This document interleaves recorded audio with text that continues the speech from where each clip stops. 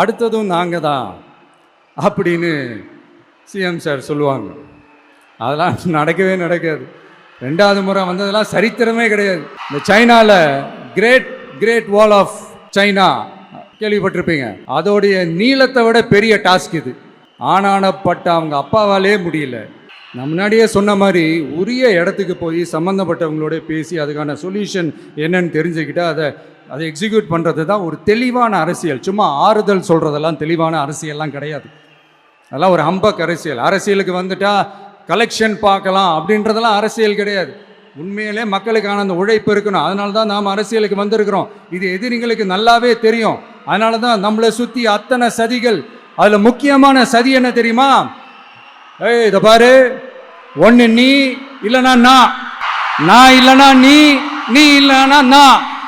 நமக்குள்ள வேற எவனும் நடுவில் வந்துடக்கூடாது.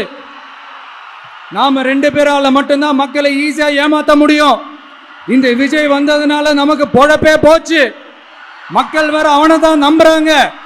நாம வெளியே அடிச்சுக்கிற மாதிரி அடிச்சுக்கிட்டாலும் உள்ள நம்மளுடைய டீலிங் பக்காவா இருக்கணும். மக்களோட ஃபீலிங்ஸை பத்திலாம் நமக்கு கவலை இல்லை. நமக்கு டீலிங் தான் முக்கியம். மாத்தி ஆட்சிக்கு வந்துடலாம்னு நினைச்சோம். ஆனா அது நடக்காது போல் இருக்கு. அதனால நீ என்ன பண்ற?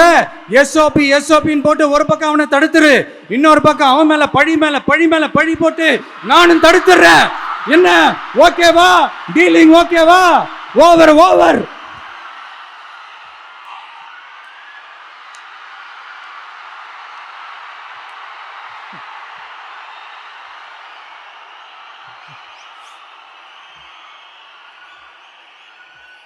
இல்லைங்க, உண்மையிலேயே சிரிக்கிறதா என்ன பண்ணுறதுன்னு எனக்கு தெரியல.